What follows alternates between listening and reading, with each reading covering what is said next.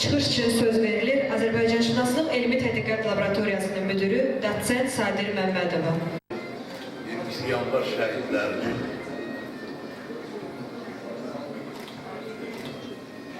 xatirəsini bir dəqiqəli sükutla yad edilir.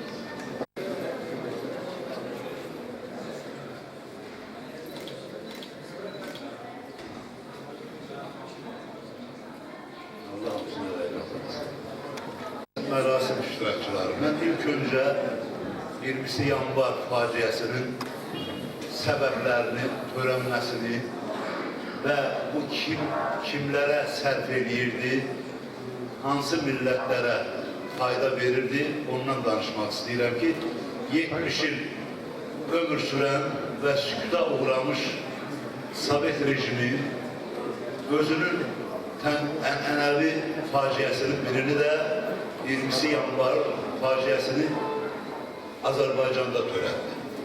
Buna qədər yaranmış zəmin bundan ibarət idi ki, 200 ildə Azərbaycan xalqının başına hansı müsibətlər gəlibsə, bunun hamısı ermənilər tərəfindən yaradılıb və onlara dəstək verən onların həmkarları tərəfindən yaradılıb. Hələ biz 1918-20-ci illəri, 1948-53-cü illəri və nəhayət artıq 1988-ci ildə ermənilərin Dağlıq Qarabağın Ermənistana birləşdirilməsi haqqında başladıqları nümayişlər bir daha buna sübut oldu ki, bəs Azərbaycan xalqının ərazilərini zəbt eləmək istəyirlər. Hələ 1987-ci ildə ümummilli lider Heydər Əliyev Sovet İttifaqı Komünist Partiyasının siyasi bürosundan 21 sentyabr 1987-ci ildə istifa verdikdən sonra Qarbaçovun dəstəyi ilə, tələbi ilə 7 gün sonra Qarbaçovun Ağambekyan adlı iqtisadi müşaviri Yerevana gələrək və Fransada çıxış edərək orada Humanite qəzetində də göstərmişdi ki, artıq Dağlıq Qarabağ Ermənistana birləşdirilib, buna Moskva razıdır və biz Dağlıq Qarabağı mütləq Azərbaycandan almalıyıq. Və artıq Ermənistanda, Yerevanda başlayan 1987-ci il sentyabrın 27-sindəki mitinglərdə belə səsləndi ki, Heydər Əliyevin Ulu Öndərin Mərkəzi Komitədən və siyasi bürodan uzaqlaşdırılması Dağlıq Qarabağın bizə verilməsi deməkdir. Bizə heç bir mane ola bilməz. Birbaşa bu hadisələrdə dəstək verən bu, torpağın işğalı üçün dəstək verən Mikhail Qarbaçov olmuşdur. Və bunu eşidən xalq və Xan kəndində başlayan, onda Stepanakert adlandırmışdılar, mitinglərin səbəbkarlarından biri olan Pagasyan, Henrik və eləcə də Georgov və digərləri əhalini yığaraq Dağlıq Qarabağın Azərbaycanın tərkibindən çıxaraq Ermənistana birləşməsi haqqında şüarlar və miyaksub deyilən bir xət müəyyənləşdirdilər. Açıq olaraq qurum təşkilatı Stepanakertdə, Xan kəndində. Mən niyə belə deyirəm? Çünki mən istəyirəm gənclərimiz bilsinlər ki, ermənilər onun vaxtında qanunsuz olaraq Stepan Şamyanın adına Stepanakert şəhəri adlandırmışdılar. Hansı ki, bizim qədim torpağımız olan Xan kəndi. Və bundan hiddətlənən Azərbaycan xalqı buna etiraz səsini ucaltmaq üçün mitinglərə başladı.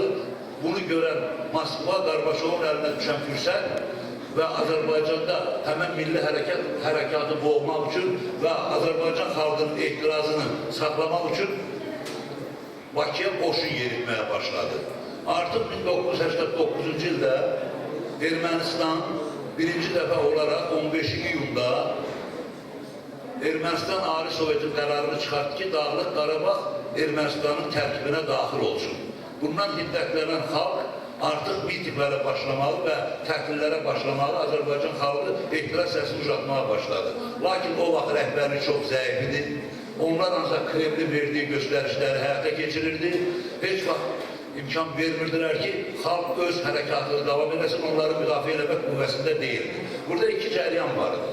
Səbəb nədən ibarət? Biri xalq cəbhəti, biri də iqtidarda olanlar. Hərəsi özünün mənafeyinə yararlanmaq istəyirdilər. Səbəb bundan ibarətdir.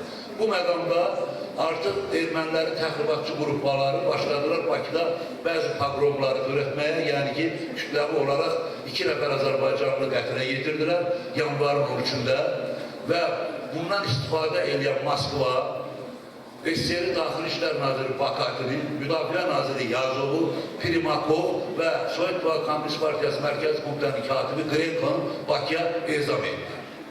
Əhaliyə elan olunmadan fövqəladə vəziyyət elan olundu.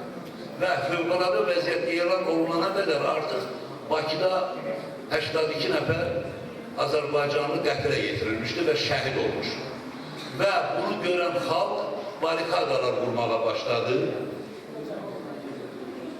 12.000 əskər Bakıda yerləşdiyi halda kütləvi ixtişaşlar başladı ki, yəni ki, biz öz torpaqlarımızın iddiasını döyürük. Nə üçün bizə qarşı belə müqavimət göstərilir? Bunu görən yenə də Qarbaçov, onun əmrinə əsasən 26.000 qoşun Rostov vilayətindən və yaxın vilayətlərdən Bakıya yerləşdirildi. Eyni zamanda dəniz donanmasından da hücuma başladılar və 19-dan 20-sinə keçən gecə artıq Bakıda bu qırğın baş verdi. Nə üçün bu belə oldu? Çünki artıq ermənilər belə bilirdilər ki, biz əgər Dağlıq Qarabağı özümüzə birləşdirəriksə, bundan artıq Azərbaycanın demək olar ki, böyük bir ərazisini, 20% ərazisini işğal eləmiş olarıq. Lakin xalq dayanmadı, öz milli azadlığı uğrunda, müstəqilliyi uğrunda mübarizəyə başladı. Bu zaman artıq birinci dəfə olaraq, bunlara etiraz səsi olaraq Ağdam, Bərdə, Gəncə, Cəllabad, Lənkəran, bütün ərazilərdə, bütün rayonlarda xalq ayağa qalxdı. Nə qədər ki, ixtişaş dərinləşirdi, bir o qədər də SSR rəhbərliyinin əlində fürsət düşürdü. Və buna görə də biz bilirik ki, nəticəsi nə oldu? 133 nəfər həlak oldu, 620 nəfər yaralandı, evlər uçuruldu, nə qədər Azərbaycana Bəyək Telman müəllim dediyi kimi Bakı artıq tanınmaz bir vəziyyətə düşdü. Lakin xalq hərəkatını, xalqın milli azadlığını boğa bilmədilər. Gəlin biz keçmişimizi bilək, gəlin biz tarixi bilək, gələcəyimizi seçək, gələcəyimizə uğurla gedək. Gəlin biz tarixdən külü yox, oldu götürək. Ay gənclər, mən sizə deyirəm, mən əminəm, əgər bu məsələlərdə biz qalib gəlib torpağımızı ala bilməsək də, mütləq siz alasınız onu. O sizin boynunuz, biz çalışacağıq ki, bu problemi sizin boynunuza qoymayaq, sizə qalmasın. Bunu ancaq biz yaşlılar həll eləməliyik. Mən bilirəm ki, bugün artıq bizim möhtərəm prezidentimiz İlham Əliyev, siz bilirsiniz ki, o daima deyir ki, bizim siyasətimiz sülh siyasətidir. Biz sülh yolu ilə, müharibə yolu ilə torpaqlarımızı azad etmək istəmirik. Biz çalışırıq ki, ancaq sülh yolu ilə, ancaq olmasa bizim güclü ordumuz var, biz istədiyimiz anda öz torpaqlarımızı, öz ərazilərimizi xilas edə bilərik və qaytara bilərik. Və bilirsiniz ki, bütün bu hadisələrə hüquqi siyasi qiymət verilməmişdir. Lakin 1993-cü ildə ümummilli lider xalqın tələbi ilə hakimiyyətə gəldikdən sonra ilk dəfə olaraq 94-cü ildə artıq bu törənmiş faciələrə, törənmiş soyqırımlara hüquqi qiymət verməsi haqqında fərman imzaladı. Və 98-ci ildə şəhidlər haqqında 20 yanvar faciəsi haqqında xüsusi fərmanı oldu ki, bugünə qədər biz hər il 20 yanvar faciəsini qeyd edirik. Mən əminəm ki, möhtərəm prezidentimizin, ali baş komandanın bugün çox sadəcə olaraq əgər əmr verərsə, biz hamımız silahlarımız, torpaqlarımızı xilas edə bilərik.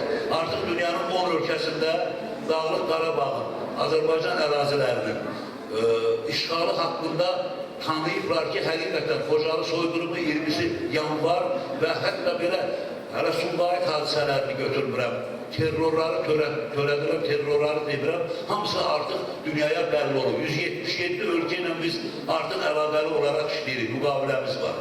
Və onu da bilmək istəyirsinizsə, bugünə qədər ermənilər 361 terror hadisəsini Azərbaycanın ərazisində törədirdi. Əlbəttə, onlara dəstəklər var, o dəstəklər bizə heç vaxt qalib gələ bilməz.